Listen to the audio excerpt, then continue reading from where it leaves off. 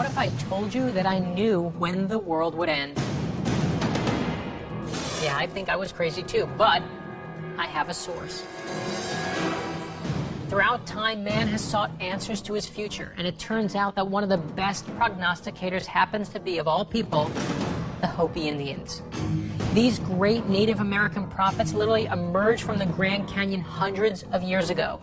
The Spanish discovered them in 1540, but they're thought to have called Arizona home for 700 years. They have 9 sacred prophecies which foretell many of the advances of modern man, including the arrival of the railroad, cars, and even the internet, hundreds of years before anyone had heard of these things. The Hopis also have an end-of-days prophecy that seems like it's starting to happen. The frightening thing is, the prediction is almost identical to the apocalyptic predictions of the Mayans.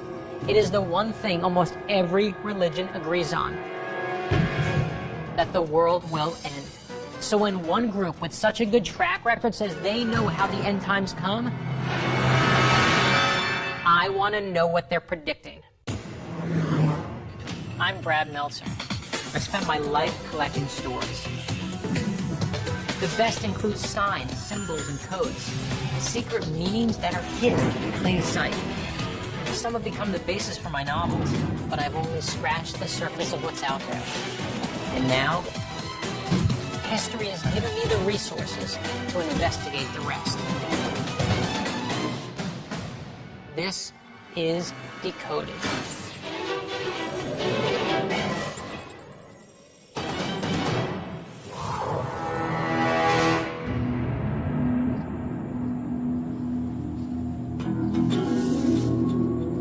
Buddy, Mac, and Scott are on mules now, and they're headed to the Hopi Reservation in Arizona. And you know what a mule is? It is a cross between a horse and a donkey. You see what I just did there? I decoded that for you.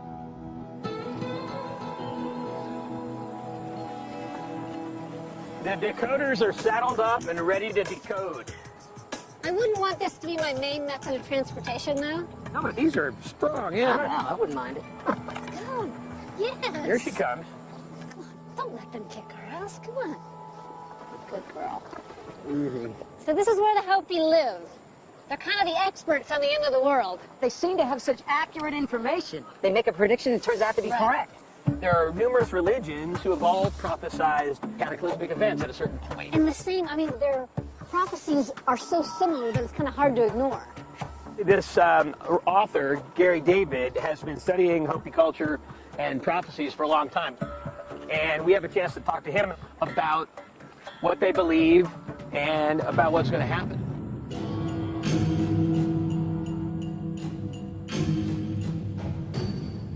The name Hopi, literally translated, means peaceful people. And since the very beginning of Hopi civilization, certain tribal elders who were considered to be in the know, they'd share their prophecies, their visions of the future, and what awaited them and the rest of the tribe members. These Hopi prophecies have been handed down from generation to generation for hundreds of years, always through word of mouth.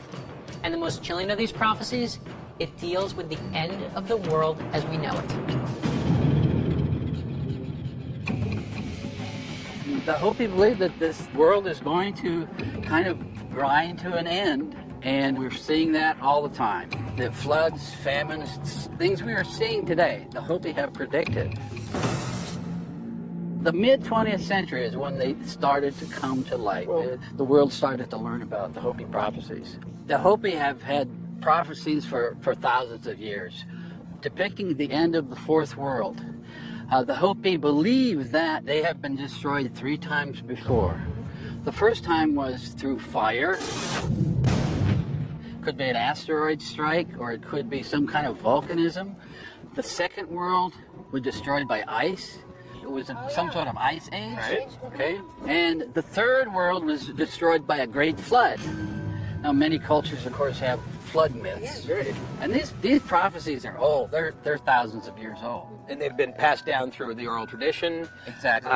Do we know that they were recorded ever previously, or that this isn't all apocryphal in some way?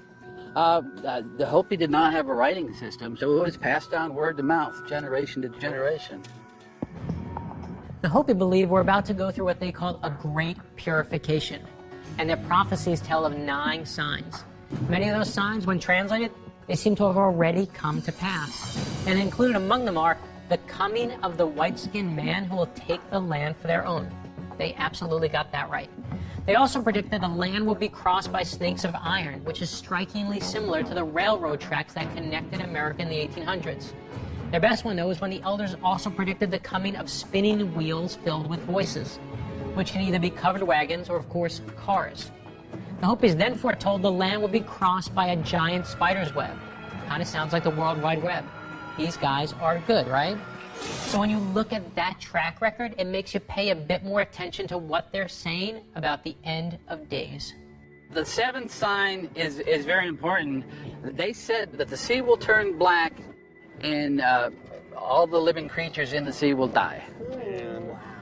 And we're heading that way with all of the oil spills, aren't we? Well, it happened in the summer of 2010, the Gulf oil spill. But the Hopi believe that at the very end, a dwelling place in the heavens will crash to earth, and a blue star will appear to signal that the purification has begun.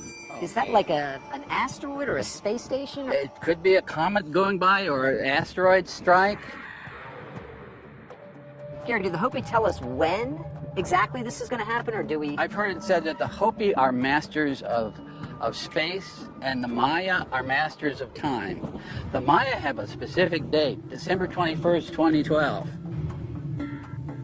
I've read that the Maya and the Hopi may have in fact communicated and traded. There was a lot of trade going on between the Maya territory down in Mesoamerica and the Hopi up here in Arizona. And this is 1,300 miles away that these people are traveling on foot. Right. You know, so There was an exchange of ideas, and I think the ideas about prophecy were exchanged between the Maya and the Hopi. Wow. The Hopis do have a sacred place where their prophecies are recorded. Thousands of years ago, Hopi elders carved their predictions in picture form into the face of this enormous rock. It's called Prophecy Rock. The place is so sacred that outsiders are not even allowed to travel to it. But the Hopis are willing to share the wisdom that the rock holds, though only if they themselves tell the story. Right now, Bertram Sabadoa is filling in Buddy, Mac, and Scott and showing them actual pictures of the rock. When people have made reference to this particular imagery as prophecy rock in our Hopi culture, we don't have any specific word in our language that pertains to prophecy. It would pertain to understanding or traditional knowledge. So the square or rectangle represents of that emergence place Sipapu within the floor of the Grand Canyon, or kindly made reference to as that the ancestors were to disperse in the 4 directions to touch the 4 corners of the land. The interpretation of Prophecy Rock has been debated, but everyone seems to agree on a few things. The large human figure on the left is their god or great spirit. The 4 stick figures on top represent the 3 worlds that have come and gone, and the 4th world which we're now in. The stick figure on the bottom represents the fallen Hopi people who have strayed from the correct path and, like the white man, embraced the material world. The 2 circles on the left represent the 2 what they call great earth shakings that have passed. And some think these are the 2 world wars, but others think they're cataclysmic earthquakes. The circle on the right is supposed to be the great earth shaking yet to come, and some believe that 3rd earth shaking could be a mega 10.0 earthquake, the likes of which the world has never seen. And so with that, the circle here would be representation of, that balance or cycle of life to death, the weather patterns for the 4 seasons, the rotation of the earth as well. Maybe in some point in time there was a shift in the axis, so there is certain natural catastrophes that are showing up pertaining to volcanic eruptions, the liquid fire that the ancestors mentioned, the tsunamis and all the earthquakes and tremors. There was another foretelling of a sign mentioning that water would either rise or fill up the land area. They mentioned that one day we will wake up and we'll see water. It's a sign from Mother Nature, that there's something out of balance. The idea that massive earthquakes and devastating floods will destroy the world is common in many cultures and religions. It's mentioned in the ancient prophecies of the Mayans, and even the Bible predicts the coming of these apocalyptic events. Buddy, Mac, and Scott are now headed to Los Angeles to find out more about what a 10.0 megaquake would be like.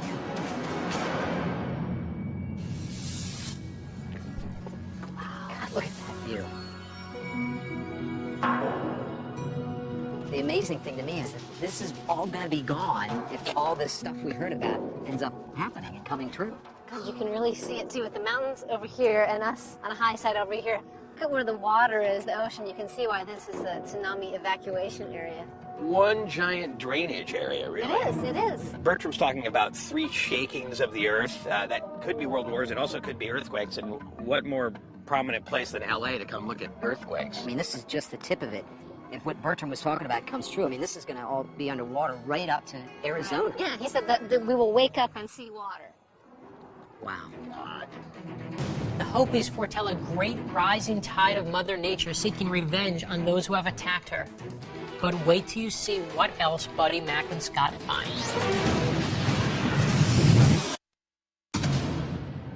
The Hopi people have long predicted the end of days. Passing them down from generation to generation, these prophecies have foretold a series of signs, including tornadoes, tsunamis, and more than anything else, earthquakes that will mark the coming apocalypse. The Hopis aren't alone in their beliefs about mankind's future. The Mayans and many other cultures also have dire predictions about the end of days.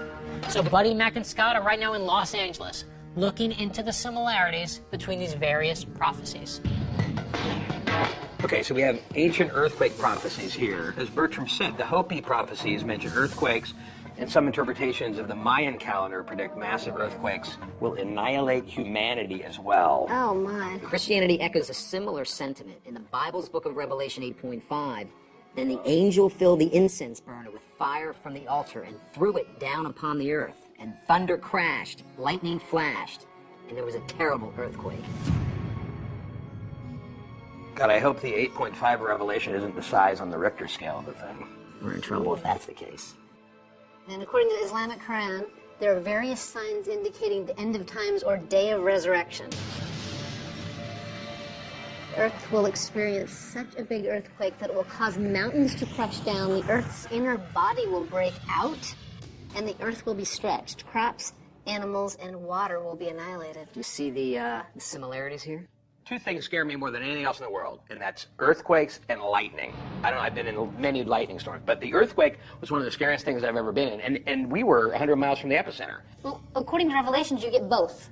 You get both earthquakes and lightning, so you don't have to choose. Crash. That's the good news. I guess mine was of the shaking variety, and the sound was just, and then there were the plates and the glasses were falling off the shelves and cracking, and you know, I was just terrified, terrified. Scientists have recently confirmed a notable increase in seismic activity all over the world. And this is scary because one of the Hopi signs of the coming apocalypse is a major earthquake unlike any seen in human history. This does not sound good, especially if you live on a fault line in California. And guess what?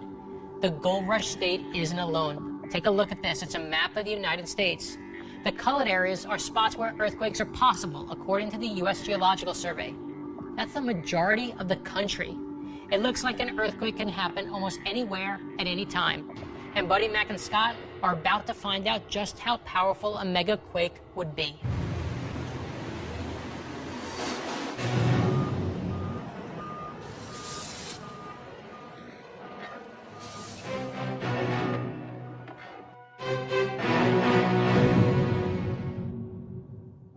This is what we call the Big Shaker. It's the world's biggest mobile earthquake simulator. We're going to put you in there so that you guys can experience for yourselves what it might be like if that happens. So how big an earthquake will we experience in there? We'll give you a 7.8 today because that's what the scientists and the experts say that we can expect on the San Andreas Fault. The strongest earthquake ever measured in modern history struck Chile on May 22nd, 1960. Its magnitude was a record-breaking 9.5. It created tsunami waves 82 feet high, which battered the Chilean coast, and 6,000 people were killed. So think what that would feel like. To give you an example, in Haiti, In January 2010, that was a 7.0. We're going to do bigger than this. Oh, wow. And I was in a 6.9 in Idaho. Luckily, there's nobody living out there, but I'm a little concerned about a 7.8. Can we give it a try? We can. Come on in. You guys ready? I'll wait out here for you. Any last minute advice? Recommend you brace yourselves while you're there. I noticed that Brian's not coming in here with us. Yeah, I did notice that. I did, actually. Crank it up, Brian. All right, go ahead.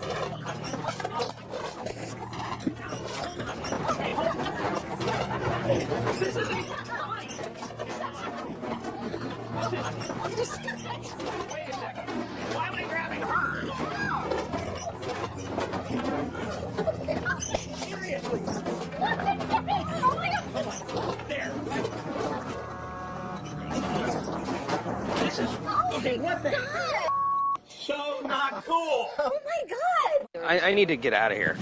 Okay, first of all, there's absolutely no reason to put them in that earthquake machine, right? Okay, yeah, it makes them feel like what an earthquake's really like, but the truth is, it's just good television. And second, that was hysterical. Did you see what Buddy grabbed onto for support? He grabbed onto McKinley. There's nothing like a 200-pound man clutching a 100-pound woman for safety. Good stuff. Hope you're proud, Buddy. But I will say, it's also a little scary. Remember, that wasn't as strong as a mega quake would be. Think about it. That was a 7.8 quake. But a 10.0 quake would be over 100 times more powerful. That would mean that Buddy, Mac, and Scott would have been airborne in seconds. Imagine what something that powerful could do to our infrastructure, to our buildings. It would make the San Francisco earthquake look like when they're shaking the camera in Shatner's Star Trek. Imagine glass shattering all around you in addition to that. You got through it. What did you think?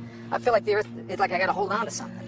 There's simulation, and then there's that, okay? I guess that's a simulation, but it felt real. When they say earthquakes are violent, that is literally what I felt like. Somebody was doing something violent to me. Like it was like personal. I'm amazed at the speed with which it comes on and the Yeah. terror that you're overtaken by the minute it's shaking. Well, you were kind of expecting it, so you had kind of a notion that it was coming.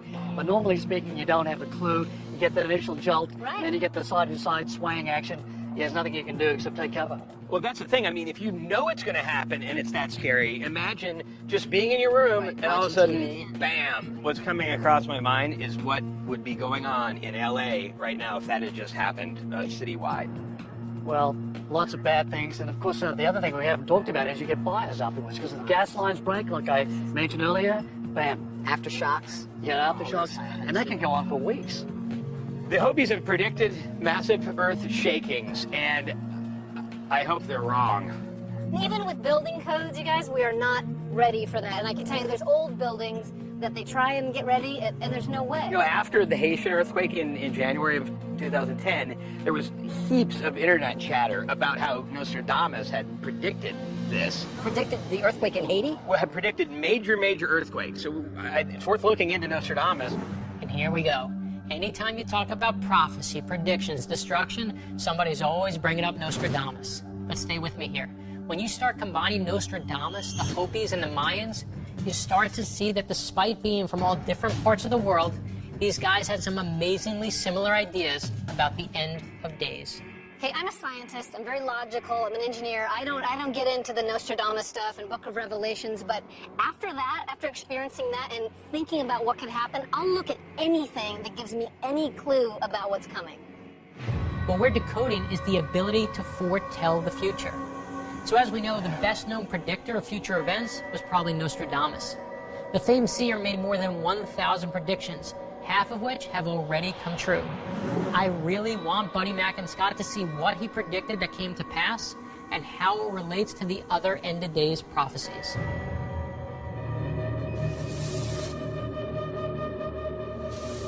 Nostradamus has a good track record of past prophecies becoming reality and being fulfilled. Based on his previous predictions, we see that there is a great case that his future predictions will be accurate. So just so I can examine his track record, what has he predicted that has come true? He's predicted a lot of things that have come true, like the French Revolution, the rise of 3 antichrists, Napoleon, Hitler, and a third one who hadn't arrived yet. He predicted the Great Fire in London. He went into great detail about events of World War II. He even predicted the Holocaust. Let me ask you, are these predictions written verbatim, or are these interpretive leaps we're making? his quatrains, what he calls his predictions, are 4-line stanzas. And within those 4 lines, he very cleverly states his predictions in a symbolic manner. Yeah, what kinds of things did Nostradamus predict regarding the end of the world? Well, one of the things that Nostradamus wrote about was the 48th degree of latitude, which is kind of the breadbasket region of the world, Yeah. all the way around the world. He says that fish in the sea, rivers, and lakes will become boiled. Now, that means that the Earth is going to heat up. If global warming is real, something like that's going to occur. So there's going to be bad news in the future. And he might not mean literally boiled, but he might mean that it's too hot for them to Well, exist. it might mean literally boil, it might be a figurative expression, or maybe nuclear war or something like that might play into it. It would take a few more degrees before we're poaching salmon in the ocean, you know? Well, we'd be gone by then. So. What about the disasters, though, that he's been talking about? I mean, do they seem to be more? Are we having more earthquakes? In 2004, in Indonesia, there's a tsunami wave 100 feet high, resulting from the huge earthquake that was predicted in quatrain number 3-3, and it killed 150,000 people.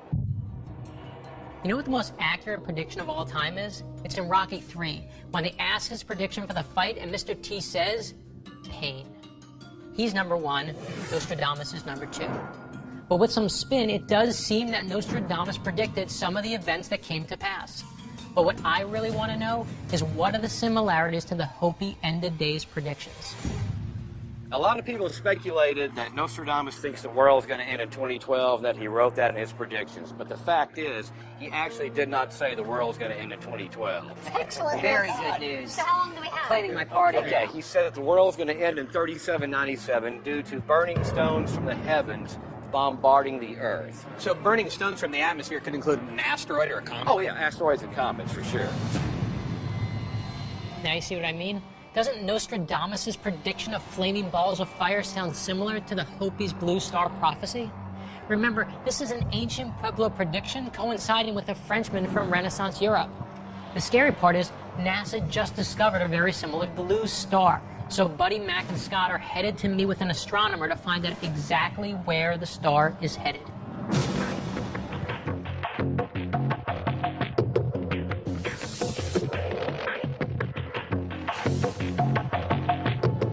I think you're referring to HE 0437.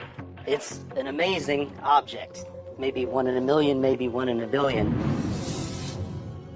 Why is it blue? Is it because of the speed? It's blue, not because of the speed, but just because it's a relatively young, massive star. So it burns hot. Hot objects okay. look bluish. So that's not so unusual. What's unusual is that it should have died by now. It was thrown out of the Milky Way 100 million years ago, and those stars don't live that long. So how is it now, 60,000 light years out of the Milky Way, still alive? This is an anomaly that you guys are scratching your heads over. The best hypothesis is now, that's consistent with the data, is that a pair of stars had a close encounter with the giant black hole in the center of our Milky Way, which resulted in them being thrown out at a very high velocity. And it's been traveling out from the Milky Way for 100 million years, and in this process, it looks like the 2 stars merged into 1 star. So it's living longer than it would normally. So maybe these blue stars do exist. What makes me uncomfortable is when the science starts agreeing with these Hopi prophecies. But guess what? It's not a matter of if something like this hits the Earth, it's a matter of when. Remember Mr. T's prediction in Rocky 3. Pain.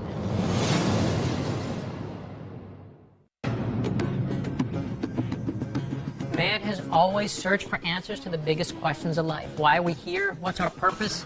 And how will it all end? The Hopi people of Arizona are no exception. They've long predicted the end of days. A part of this prediction is the existence of a blue star, which will crash into the Earth with cataclysmic results. The scary part is, NASA just discovered a very similar star. A pair of stars had a close encounter with the giant black hole in the center of our Milky Way, which resulted in them being thrown out at a very high velocity.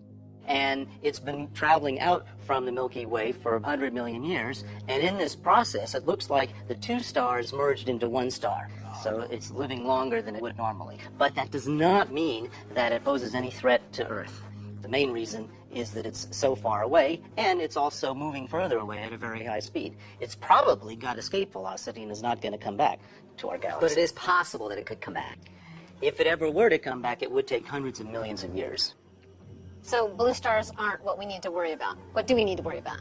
The thing that really worries me the most is a lot closer to home. We're in a very messy solar system, and the outer halo has billions or trillions of comets. We're not that far from the asteroid belt, and there are millions of asteroids, some of which cross the Earth's orbit. That's a here and now threat. So how big a comet should we worry about, or asteroid should we worry about? Like the size of a Buick, size of a house? The asteroids that are a Buick size most likely going to be asteroid passing through the Earth's atmosphere.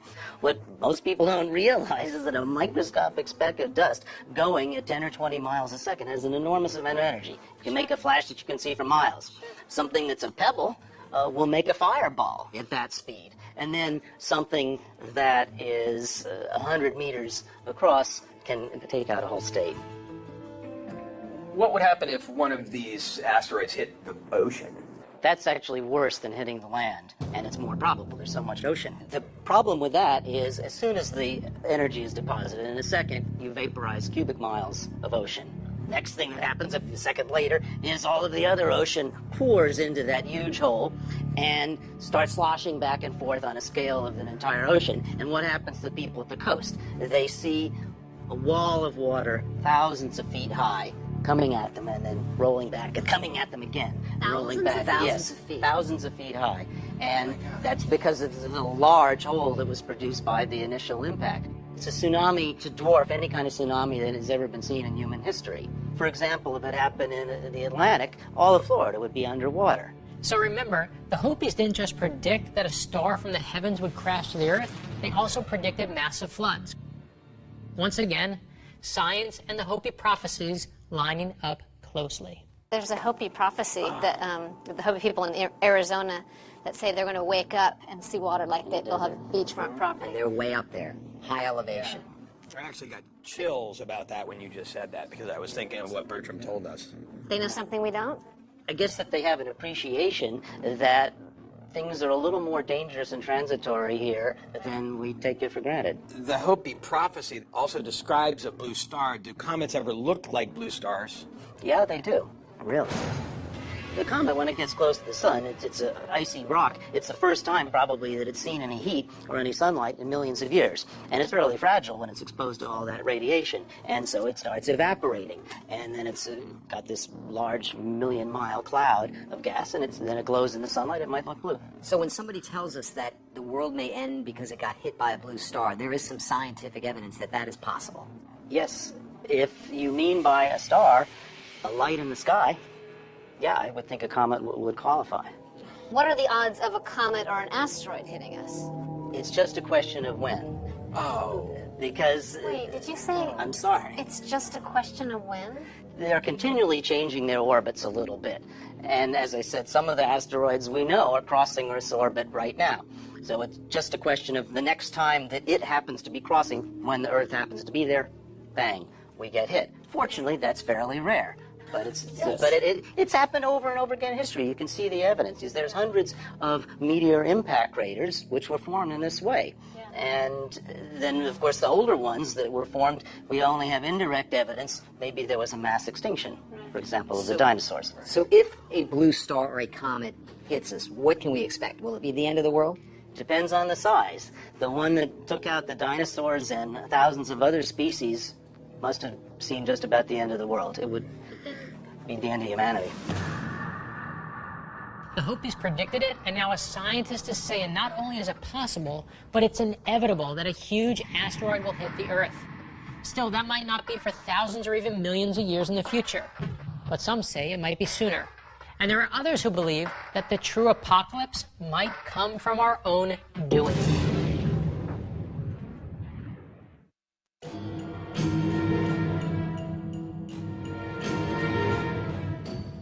There are many predictions of how the world will end.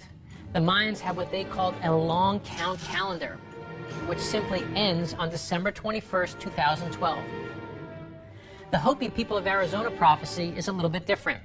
they see 9 signs that will befall mankind, which will signal the arrival of the end of days. Some of these signs may have already appeared, including both world wars and even the invention of the internet. There are many who believe the recent series of oil spills are another of the 9 signs. So Buddy, Mac, and Scott are headed to meet with journalist Marianne Tobin, who is one of those who believes this oil spill prophecy.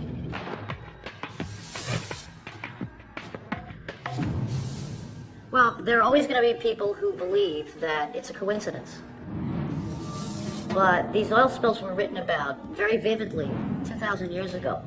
In the book of Revelation, it says there was a giant mountain-like fire that fell into the sea, and 1/3 of the ships were destroyed, and 1/3 of the living creatures in the sea died, and the sea became like blood.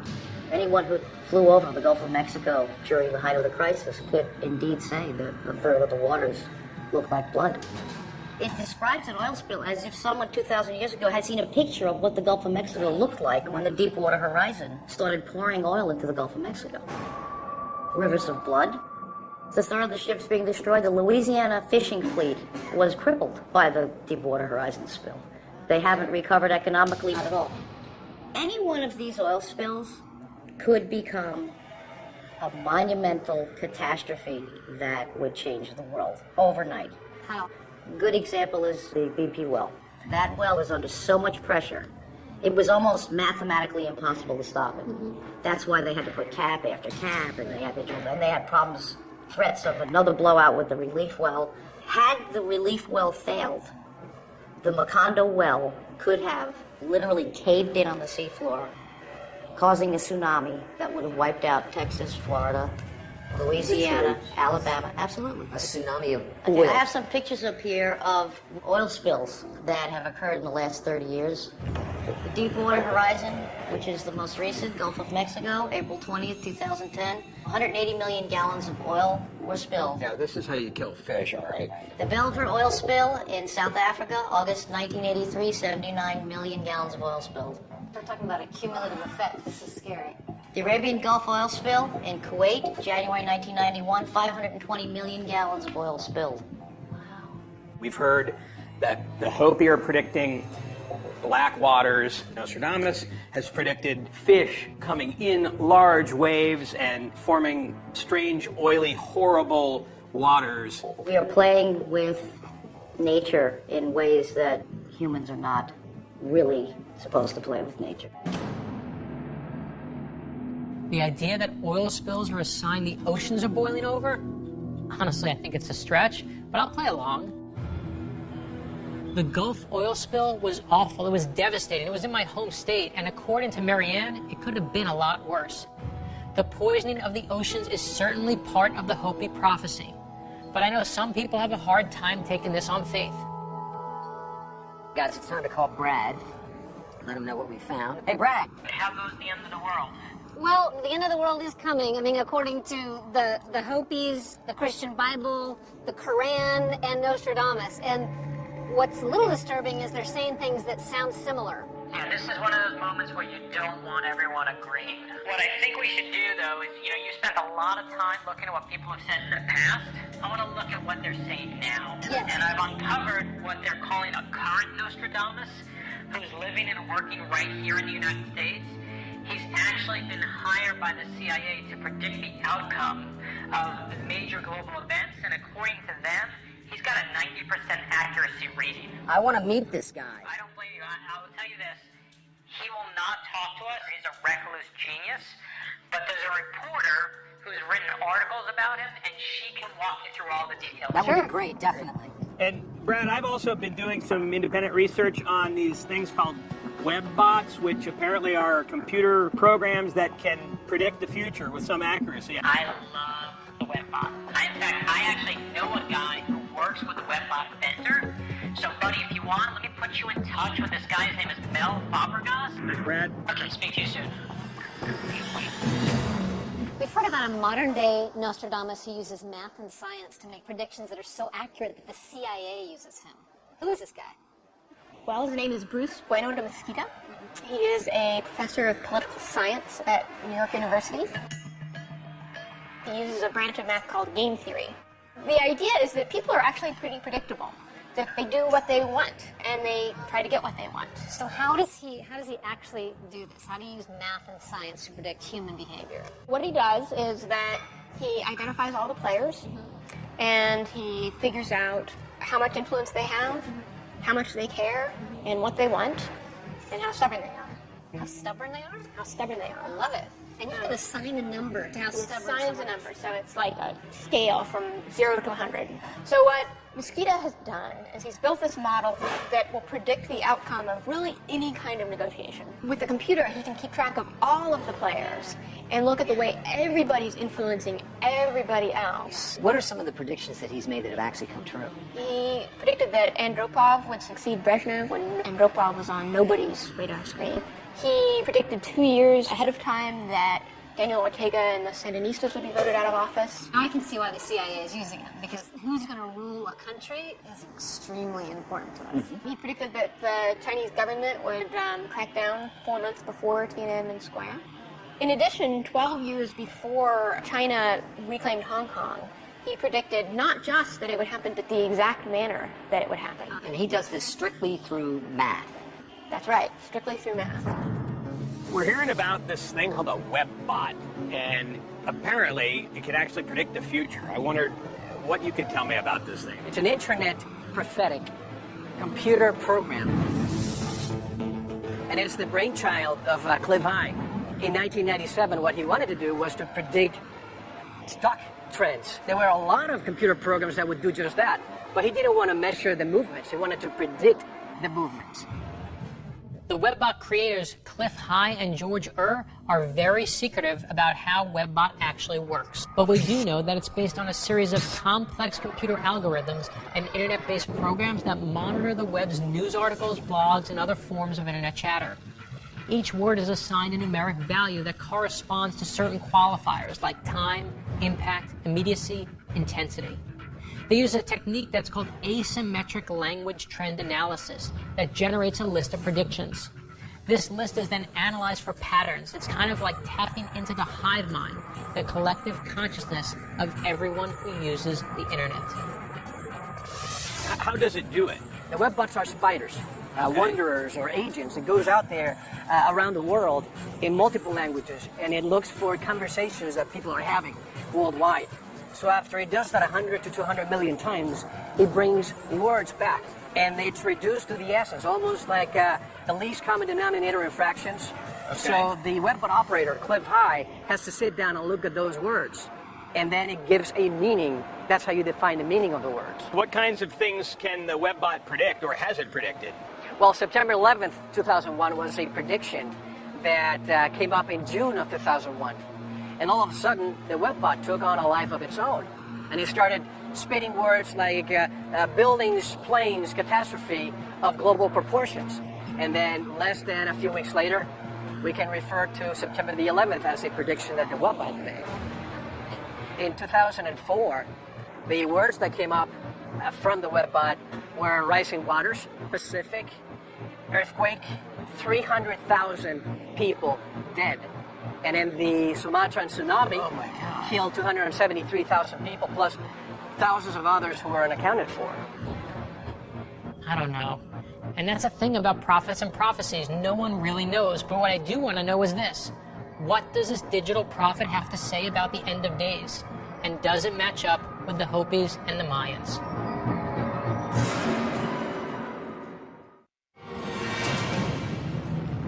Ancient Hopi prophecies tell of 9 signs of the coming apocalypse that will arrive to foretell the end of days. These signs are remarkably similar to predictions made by the Mayans and Nostradamus.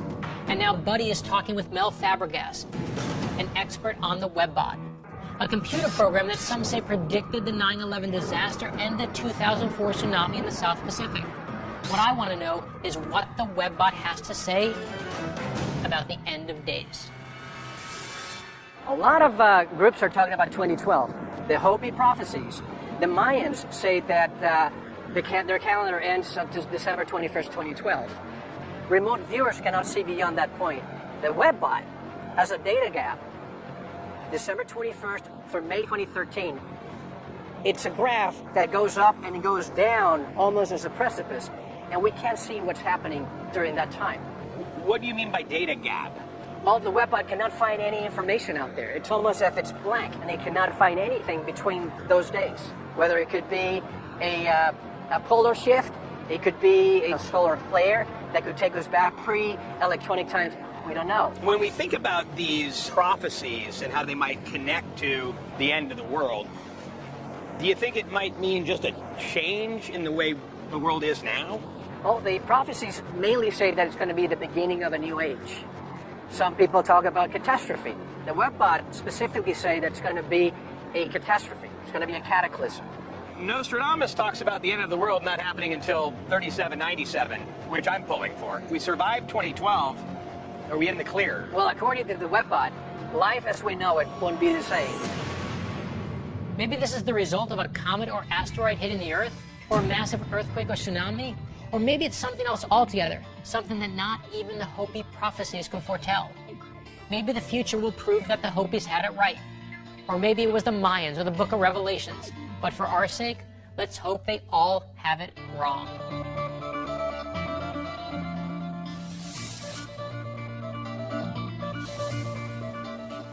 Oh, man.